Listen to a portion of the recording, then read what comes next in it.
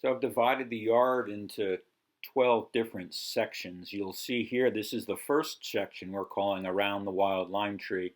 And you'll see some debris and pulled up plants and some new plantings. I've been yanking out some old ferns and you'll see there's some coreopus going in there and some salvia, some blanket flower, some purple mist flower, and it's anchored by so three young fiddlewood trees are there, and you can see there are rather large firebrush that have been growing for years, and the remnants of our wild lime tree surrounded by uh, there it is. The wild lime fell over in a storm and then started sending branches up.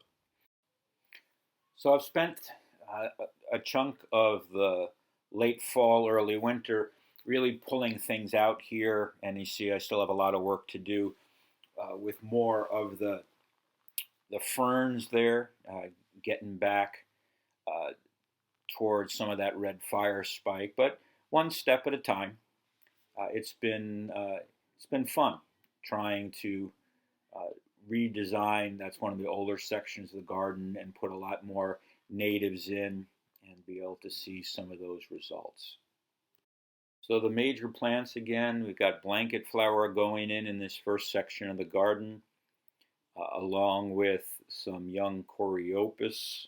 You can see there in that section. We've got the three young fiddlewood trees, and I got picked up some mist flower. It was just growing in pots of other plants like red salvia, and so I always try to sneak in a freebie there at the when you go to the garden center. The second area uh, is really you'll see a couple of large firebrush, but I've just been ripping it out. Again, this is the kind of the front yard in front of the main door, and I've pulled up so much ferns and some other weeds and things. There's a pretty pathetic looking beautyberry there, needs to be trimmed back, and there's a couple of other things that I'll keep there. A large wild coffee right there I'll hang on to and trim back a little bit. And you'll see here a sweet acacia, which right now is blooming, and oh my goodness, it smells just amazing. I love that sweet acacia, so I'll plant around it and add some things. And I've still got probably half of that lot section there in front of the house. There's a firebrush, but you'll see a lot of that old fern I still have to rip out and plant. The next section is the other.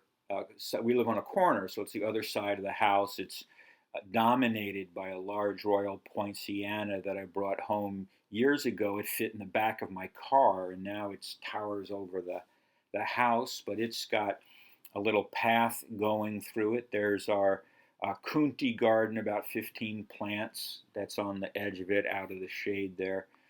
Uh, we've gotten a lot of Atalas the past year or two that have visited that, and lots of goldenrod on the edge. You see where the branches of the tree end. The goldenrod loves the sun there and just keeps spreading and spreading and spreading.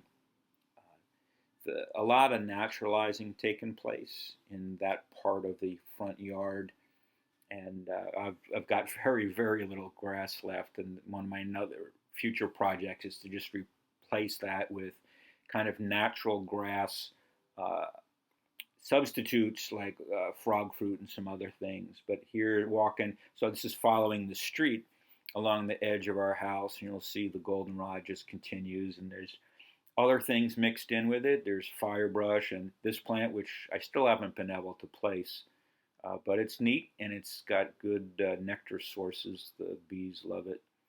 And there you'll see in the back, again, that giant red poinciana, royal poinciana, and firebrush. And our little sign, the National Wildlife Habitat sign, and our little sign is part of the Rosalind Carter National Butterfly Trail. You can actually apply and add your butterfly garden to the Rosalind Carter National Butterfly Trail. If you go to Plains, Georgia, you can see where it all started.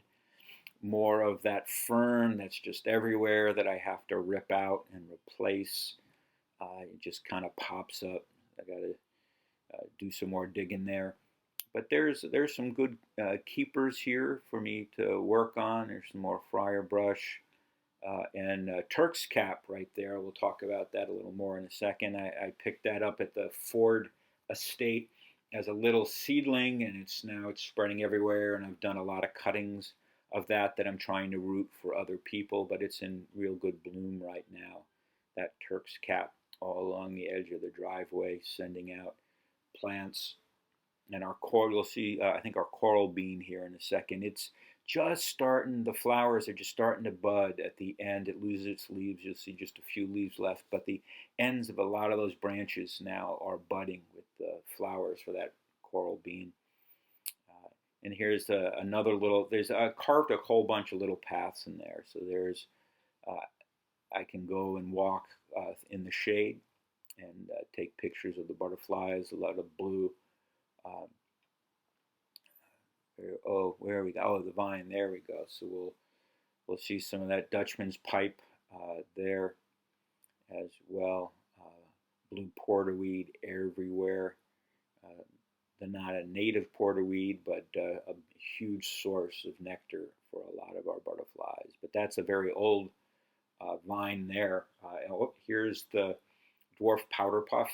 We picked that up years ago, and it's really nicely in bloom right now, right outside of our kitchen window. And there's a pink, purple rather, fire spike, a little out of focus, but also outside of our kitchen window.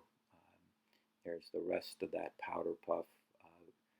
Right now, this is a great time of year for that bush. You see good butterflies paying it a visit. You'll see in a second a little wild lime that coming up on the left. More fire spike. There's probably 5 or 6 fire spike plants all along that part of the path, and we've certainly seen hummingbirds and butterflies pay it a visit. There's the pretty stripped down, smaller version of our wild lime. The huge one again is on the other side, but there's a little caterpillar right there. So goldenrod, a huge field of that right now growing on the edge of that section. Dutchman's pipe, it's been, I don't know how many times I've thought it was giving it up for dead. Caterpillar stripped it down, but it just keeps fighting back. The blue porterweed everywhere, getting visited. And everyone loves that blue porterweed.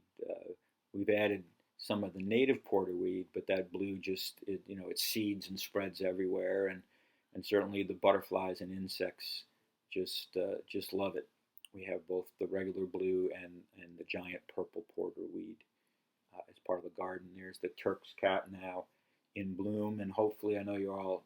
I've had people ask about that. So if the cuttings root, then we'll have a great opportunity. And the coral bean, there's last year's seeds. I planted a ton of them, and I still have a bunch in pots, little sprouts. There's the buds just from yesterday. I took that picture. Fire brush among the plants. There's one we do not know what that is. There you go. And the dwarf powder puff in bloom. And it's just a lovely plant. There's that Dutchman's pipe that's been around for so many years. But there's the Kunti, mislabeled. And we have some Maypop passion vine just popping up throughout that section of garden, and the red fire spike. And the next section, we start heading to the backyard. And so someone gave us one of these barrel recyclers. We put our kitchen waste there, and then we have a huge area with cinder blocks where we put kind of our yard waste and build that up and let that rot down. And blocking that pile of garden waste is one of our vine areas. Lots of trellis and Dutchman's pipe. There's 3 of them there, and some corky stem. as well. So all blocking that front view of that area, brush pile area. And you can see the vines just intertwine and mix, and they've been doing really well. Oh, and there's our dog helping out, but he'll give you an idea of the passion vine, the Dutchman's pipe there getting ready to bloom. And there's one. It's the huge.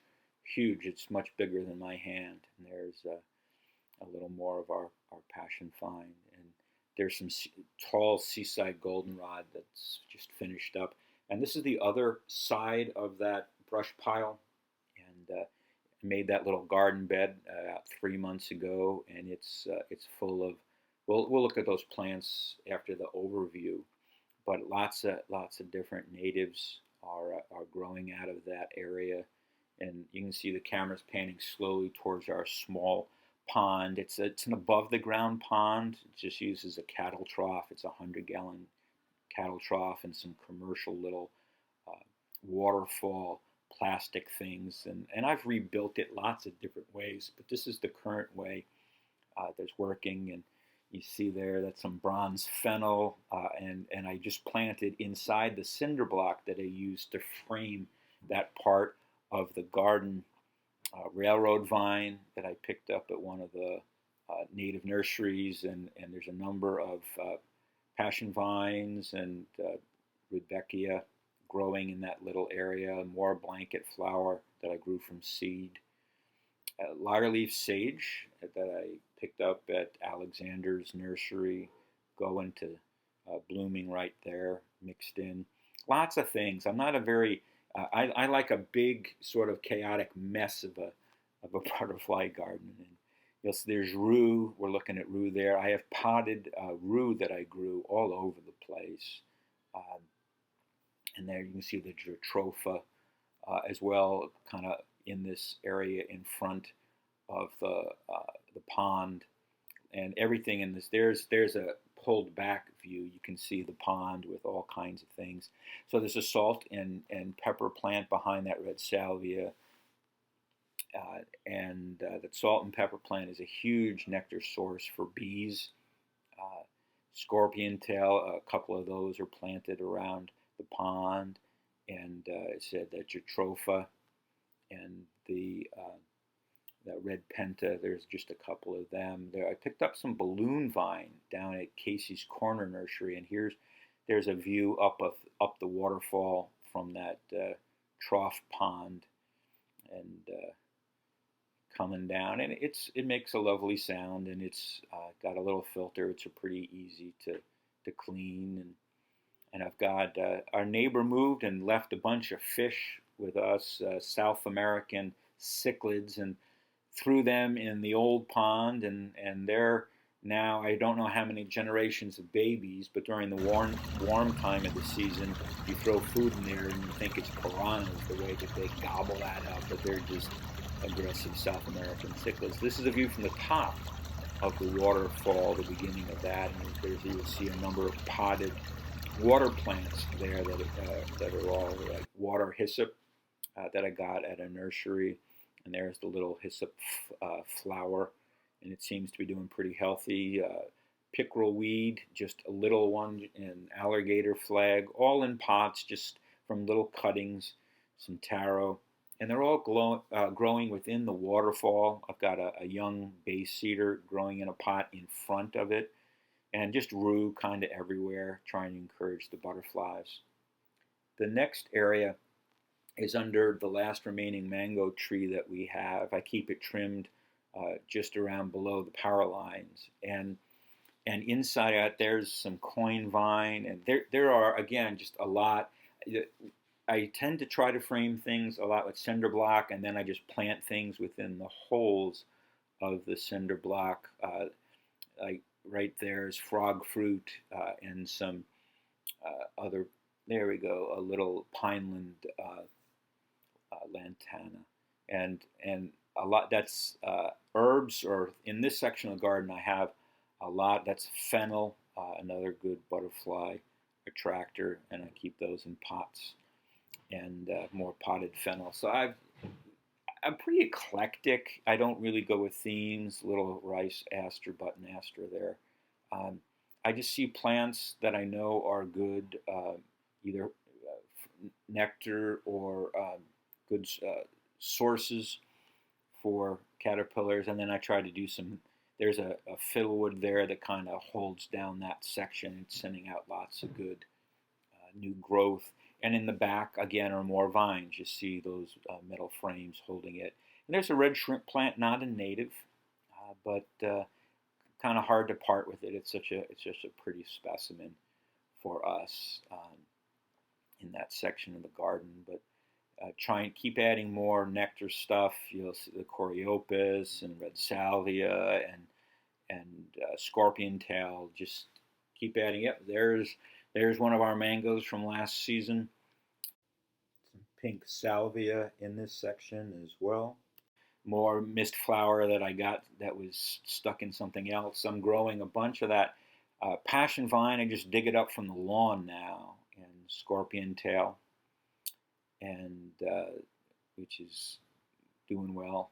The one coin vine, got that from Butterfly World of all places, and the little rice or button aster, pinelands lantana. It's the native lantana, which is good. Frog fruit just kind of going crazy, growing out of the cinder block. Some giant milkweed, again, not a native, but giant milkweed helps us keep them fed. Another fiddlewood tree here. You can tell it's one of my favorites. There's that mix of the coreopus and red shrimp plant and parsley, another one. Uh, we primrose willow. That all kind is that very eclectic. I'm fun, and there is a green shrimp plant. It's in a big pot planted in the ground to keep it from spreading. Wild plumbago I picked up a few years ago, and the fennel as well. Moving down the yard, it's a very wide yard. This next section is one of the newest sections. I'm still planting it, but it's got mostly natives and still adding to the mix. Here's a quick little video. You get a sense of it, and then we'll look at the plants themselves. And again, you'll see I've got a couple of anchor shrubs and vine trellises in there. Sennas are and in the back there, a Lady Margaret passion vine as well. Just picked that up at Flamingo Road Nursery not too long ago. Lady Margaret is good for butterflies. And so there's got two different kinds of sennas in this area. But we'll, again, at the end of the little quick review video, we'll go ahead and I'll highlight in photos some of the key plants. You see eggs there on the passion vine. Lady Margaret just put it in the ground, and some more giant milkweed that the monarchs are busy. All right, so we have the Bahama cassia doing well, and Sucena capsularis, and the giant milkweed. And we've also got some pinelands heliotrope, white salvia, the tetrazygia bicolor, native, love it. Southern fleabane is growing in that area. We have a potted marlberry. I don't know if it's going to stay there. More blue mist flower and pineland croton in pots, and there's that lower leaf sage you can see. So we just keep moving down the yard. It gives you an idea. It's a really wide, but not very deep yard. So this is a section I did earlier in the fall. You saw the giant goldenrod there, and just keep kind of, when there's space, just add a little bit more to it. This has got a number of porterweeds, giant and regular blue. It's got this coreopus and a number of other kind of smaller natives. There we go. And there's a caper, Jamaican caper there. And so this gives you an idea. The yard goes way down. There's the mango tree, and that's like the halfway point. So it gives you a sense of how wide, not very deep, but how wide that yard is. There's the caper. Just got that in the fall. Giant porterweed and the coreopus. Love them because they're self-seeding, lace-leaved coreopus in that area. So the across from what we just looked at is this area, and this area has got is chock full of plants right now, with a trellis kind of in the middle, separating its two sections for some viney kinds of things. And so we even have some carrot grown in there, among other things. We'll again just do a quick little video. Hey, take a look at what we got going there. And you can see some salvia and scorpion tail. You got some, the trellis is just full of different kinds of both food and nectar products. And there's even a pineland passion vine, which I got at a native nursery, which is a pretty rare. It's actually endangered in the state of Florida. So Jamaican strongbark kind of anchors that. We got the coral honeysuckle in that area. The Lady Margaret passion vine, which you saw a little earlier. The pineland passion flower. And I just fell in love with this. It was in bloom with the smell. A couple of balloon vines that I had picked up down at Casey's Corner. There's the balloons, and I've harvested some seeds from that. There's all these kind of cool little native wildflowers as well in this area. There's a purple fire spike on the other end of the fence as well. You can just there's one of our zebra longwings enjoying some of the nectar. There's an elderberry tree just kind of sprouting up there, and scorpion tail. There's the last area along the fence is what I call the corner hodgepodge, and it's just built up with this cinder block, and so it provides lots of area on different sides of that corner area. They're native strawberry, which is a nice spreading plant, and Joe wood there growing in the corner, and red salvia, and so lots of this corner has just got lots of different things. Starry rosenweed. It's just kind of a neat little area where we've got a mix of vines and small shrubs and spreading flowers. The corner, our neighbors all have different plants on their side of the fence that I have to keep a little trimmed. There's some more giant milkweed. But that gives you an overview. This picture right here of what that corner looks like. You'll see lots of little trellises for things to spring up. There's our starry rosenweed again, a beautiful flower, and a little beach verbena also growing along the ground, and a railroad vine as well. Hasn't bloomed yet, but there's our Joe wood, which is just an interesting tree. Wild strawberry and climbing aster. There's two of them along two different trellises. So behind our little Zen bamboo area is this area that I just finished up last month, and it's got some purple thistle there starting to grow, and a couple of giant milkweeds, and it's just a couple of really neat natives. I love going to native nurseries all over the state and just adding them somewhere. They're to the garden, and there's three more kuntis in this little garden as well, adding some to the backyard, and some more little trailing sorts of things, pineland heliotrope, yarrow. It's a real sort of eclectic, fun garden, and it's the bog sage, which isn't a native, but a good nectar plant get at one of the local nurseries here. I try to keep the little name tags around because it helps me ID a lot of the plants. And there's you see the seaside goldenrod at the very end corner, and another giant milkweed. So there's that section kind of behind the bamboo. It's more fence for the vines. There's our purple thistle, and we'll see if that will bloom this year. The giant milkweed and the kunti and the bog sage, beautiful blue color that bog sage has.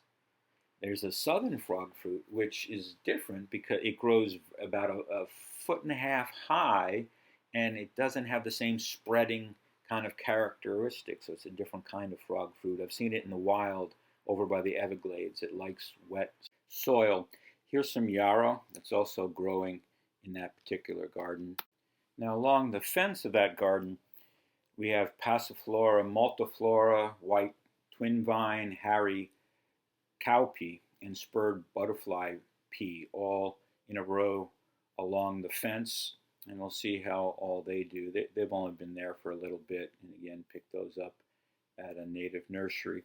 And I'll go ahead and list those nurseries here in just a second so you get an idea. Finally, at the end, anchoring that garden is some more seaside goldenrod. So that area where so the bamboo is what we call the Zen garden. I built that for Piper, my wife, a few years ago for her birthday. And it is got that bicolor bamboo, striped bamboo, but it's got a lot of different kinds of plants that generate pleasant smells. So there's an idea. The canopy, it was amazing because that when we bought that bamboo first, it was like about 3 feet high. Now it's this huge clump. There's probably 3 different kinds of jasmine, night blooming jasmine among them. There's almond verbena, a lot of orchids hanging from the trees. So there's a stone bench, so it's a nice place to just kind of sit and just take it all in. That's why we call it the Zen garden.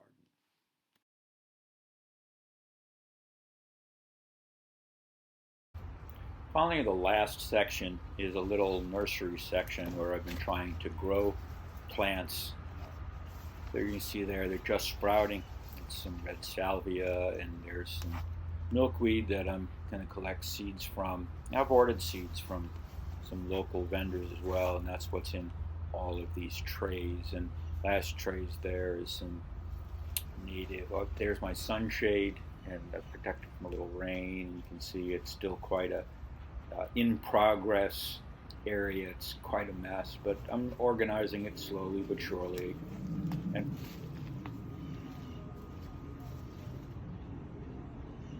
finally, my little small flower pawpaw, just a couple of leaves. So that's the quick tour. Certainly not all the plants, but a chunk of them to give you an idea of the number of plants and the different areas and kind of my messy form of grouping, and a few pictures of the butterflies that have visited us.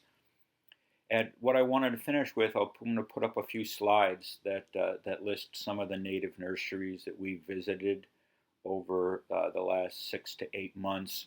Most of the garden and most of the plantings you see have all been put in since the pandemic started, except for some of the larger plants that I pointed out. So it's really been a fairly recent project. And so a lot of the plants haven't gone through a full season yet. And so it'll be really interesting to see as the rainy season and the warmth come on, how different things grow and what I need to move around or and change. So it's a very dynamic process. I hit a nursery almost every week and continue to add and order more seeds and continue to add to the nursery to see what I can raise on my own.